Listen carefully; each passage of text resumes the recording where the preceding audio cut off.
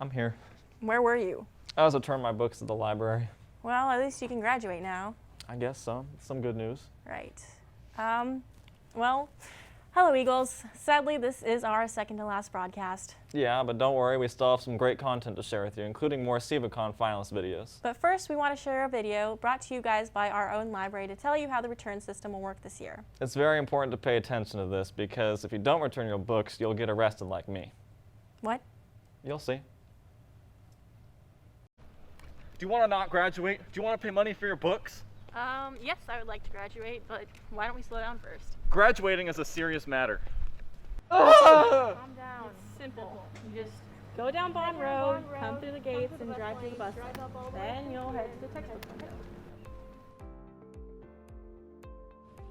And if you miss a day, No, there will be multiple days that you can return your books. Take a picture. If you don't, then it'll be on the website. If you are returning your books to the drive-thru, make sure that you have them open nicely so that the librarian is able to scan them. But how do we know what books to return? Thanks. Glad you asked. Here's what you need to do. To find out which textbooks you have currently checked out and need to return, here is what you need to do. First, go to EGUSD portal, which can be found at portal.egusd.net. Once you log into the portal using your ID number, click the icon called Follett Library Catalog, as shown here. Then, when you see this screen, click on My Info, located on the top left of the screen next to Catalog. Here, you will see every textbook/novel that you have checked out, and return the appropriate books on your designated days. It's also important to remember to bring your books when you arrive. Someone over here forgot to bring theirs. Keep in mind that not every book needs to be returned. Consumables like Math 1 through 3, English, Spanish, Health, Japanese, Psychology,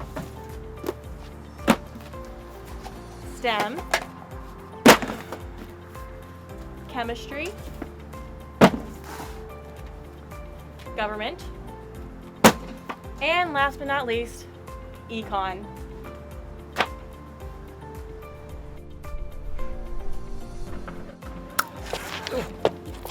so what happens if you don't return the books that they're supposed to? Well, the library does not have an endless supply, so that means one book per person. And if you don't return it, that's taking away from future classes and teachers.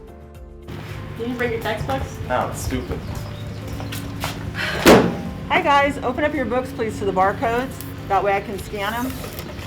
Okay, get them all ready to go. Thank you. Okay, so I'm gonna go ahead and scan yours. Where are your books? I didn't bring mine, that's stupid. Oh man, you know what? It's gotta be cleared if you're a senior especially, or else you can't walk at graduation.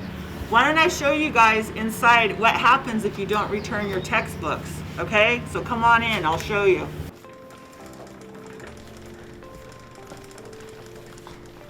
Oh my God! This is why you need to return your textbooks. This is exactly why you need to return your textbooks. If you don't return them, we don't have them for summer school and especially for next year.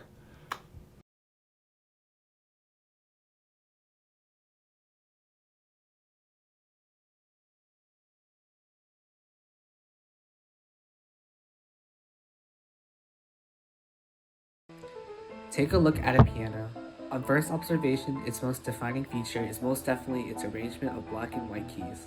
But why are piano keys arranged in this layout? Dating back to 1700, Italian inventor Bartolomeo Cristofori created the first instrument that resembled the modern piano, officially called pianoforte. The instrument was revolutionary, allowing for a unique manipulation of sound, giving the musician enough variability and dynamics to play a melody and bass accompaniment. Moving back to our original questions about the key arrangement, we need to discuss how Western music was developed.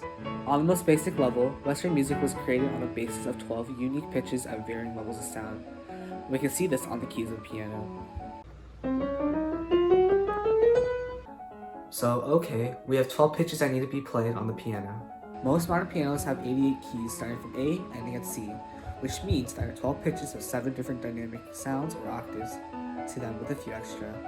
So we have 12 pitches, but multiplied by 7 and change that need to be present on the keyboard.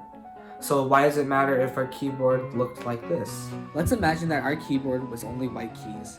If I were asked to find middle C, I would have to start from the left of the keyboard and play each note individually until I can listen for the pitch of middle C. Which is why our piano keys have a distinguishable black and white key pattern, where 2 black keys separate C, D, E, and 3 other black keys separate F, G, A, and B. This layout allows pianists to quickly identify where a specific note is located without having to go one by one and listen for where the pitch of the note was. So, why are piano keys laid out in this arrangement? It's to ease the difficulty of identifying pitches in a tactile form.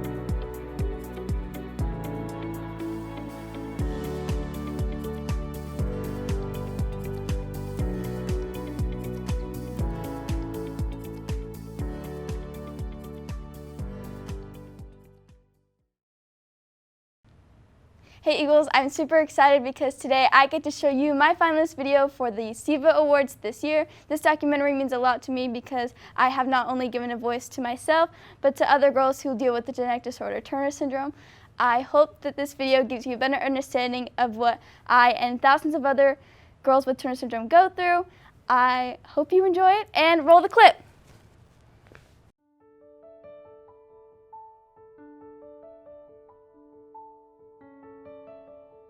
My name is Sydney Bowen, I'm 17 years old, and I have Turner syndrome.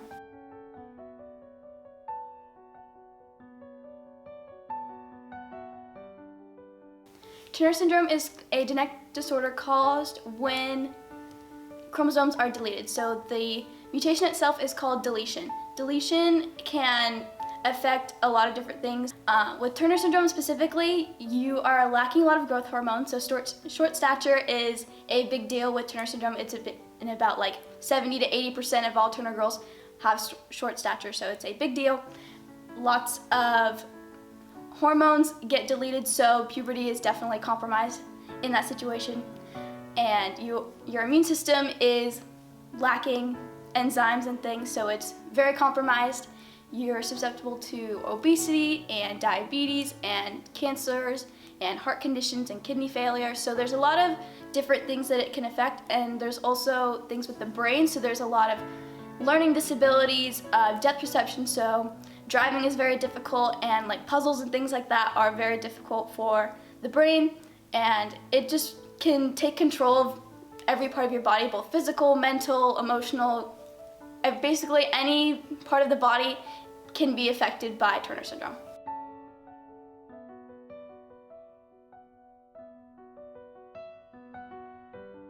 I was diagnosed in 2015, so I was a few months shy of being 12 years old, and growing up, they never really suspected anything. I was always shorter than my classmates, but you know, kids are small, and so it didn't really become a problem until like 5th or 6th grade. They were a little bit concerned about my height. They're like, all right, well maybe she'll hit that, you know, middle school growth spurt and she'll be back to normal.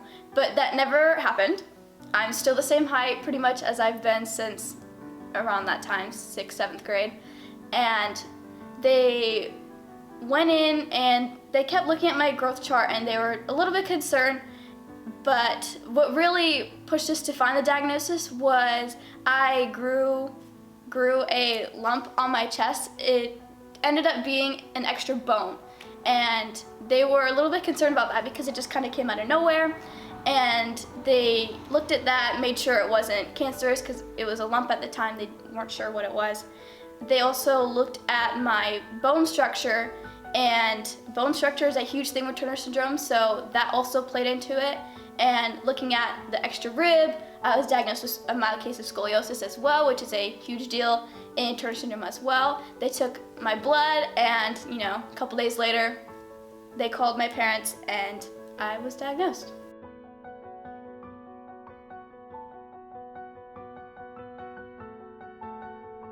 Ever since the diagnosis, it was a weird thing to comprehend because also I was 12 years old and I didn't understand genetics completely at the time. Obviously, we hadn't been in biology class yet, and I knew what chromosomes were because they kind of talked about it in 7th grade, but not a whole lot. I understood the basic ideas of it, so I did a lot of research on my own. I've done a ton of research since then, and really what we've discovered is a lot of different things. So my nails are really curved. It's like a C curve, looking at my nails, and that's a huge thing with Turner syndrome. They have webbed necks, so the skin from the back of like the nape of your neck kind of just expands and like goes to like the middle of your shoulders. I don't really have that, but I have a little bit down here at the bottom. And of course, like I mentioned, the scoliosis, I have really wide offset rib cage, like my ribs are like out and like a little bit disheveled. And I've always had problems like doing puzzles I never really liked. They were always too hard for me for some reason, but that's also the depth perception and things like that was always pretty off. And you know, coming to being 15 and a half, 16 years old, driving has been a pretty big challenge for me. That's why I haven't had my license yet, but I've discovered that my depth perception just continued to get worse growing up with the puzzle situation. And I've definitely seen myself pulling ahead of cars that I should not have been pulling ahead of, just because I cannot tell whatsoever like where I am based on other people and different cars. So that's definitely been the biggest challenge right now as far as day-to-day life with Turner syndrome. But I guess that's all like the physical things, but like the mental and emotional things is, you know, I have my moments, I have my days where it's just like I feel so like abnormal compared to people, even though I don't act like it, I don't look like it, I don't sound like it. I mean, being short, a lot of people are short. It's not like it's, you know, a big deal, and it's really not day to day. Like it doesn't affect, you know, oh, I can't reach like that. It's really not a big deal for me, but I guess it's more of like the mental thing. Like, I straight up will never be normal, and that was really a problem for me over the past few years. Like, even just a few months ago, I was just like bawling my eyes out in front of my whole entire family, which I've never done before. Just feeling so like out of it and so abnormal, and like how much I hated having Turner syndrome and da-da-da-da. So I think even just doing stuff like this helps me to get that out and really describe to people, like, just because you can't tell that anything's wrong with me, it doesn't mean that I don't deal with it, like, mentally, emotionally, even, you know, physically, as far as I get sick all the time and all this stuff. So just because, like, people can't see it, people can't tell, doesn't mean it doesn't, like, affect me, because Turner syndrome is like a disability. Like, it's in that range of, like, with Down syndrome you have extra chromosomes, and with Turner syndrome you get less. So it's in that similar area of you have a disorder, like you have special needs. And with Turner syndrome, you can be very high functioning, and that can be difficult because people don't understand. They don't, just because they don't see you acting like other, you know, disabled people do, it doesn't register in their brains, and so it's harder for them to empathize. And that's why I think me doing stuff like this is super important, because it also helps other Turner girls, because I found that I've made YouTube videos, my website, I've made all kinds of things that have reached people, which I think is super important because it's not talked about. People don't understand the whole chromosome situation, and you know, it's not just height, which is the only physical thing that can really be seen. Like, sometimes with the web necks, like, okay, their neck looks weird, all right, whatever. Other facial abnormalities too, but it's not really seen as an issue. It doesn't disrupt their day-to-day life. It's not like, you know, they can't do anything because their neck looks funny.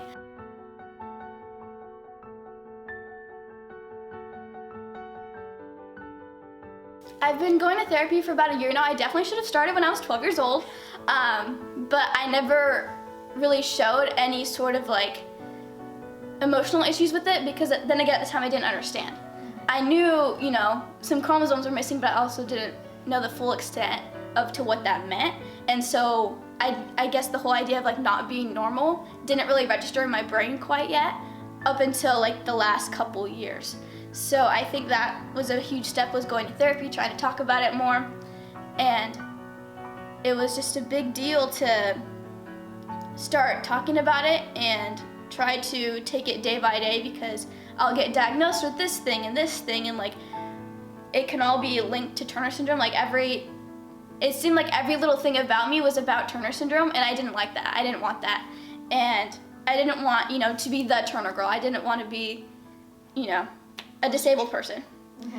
And because that wasn't how I led my life for the, you know, the first 12 years.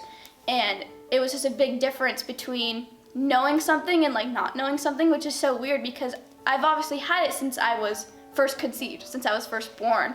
And so it really didn't actually like change physically anything. It's just the fact of knowing that you're not normal was a big deal. So going to therapy, doing projects and things like that definitely have helped me to take it in stride.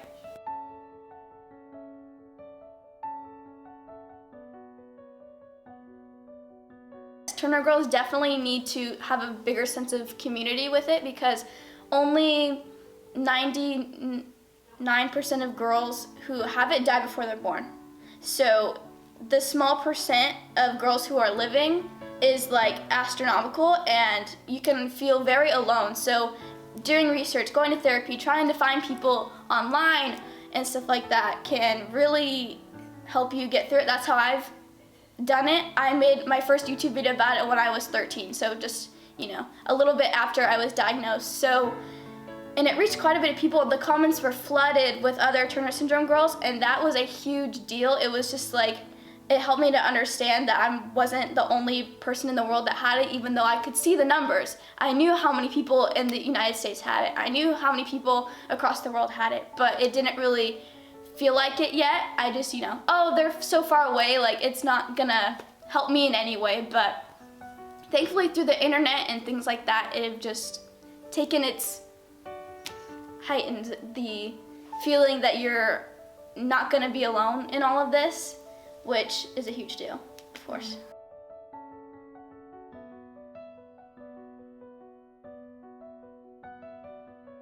As far as affecting my future, Turner syndrome is definitely a huge deal with infertility. A lot of Turner syndrome women can never have kids, or it's just extremely difficult, like they had to, get a surrogate, egg donor, all these different things, which is great because, medical research has just gone through the roof in the past 15, 20 years with all that kind of stuff. So there's definitely issues with that if women decide to have children. Definitely with the driving situation, it can be dangerous for me to continue to try to drive, but I still will. I don't think I'll never drive again, but it's definitely something I'll have to work through and figure out on my own. I think letting that hold me back is just gonna continue to make me feel like I'm not normal, which is definitely not something I want to feel anymore and not something I want to experience. So I think doing the most that I can with what's going on with me is gonna be a huge deal.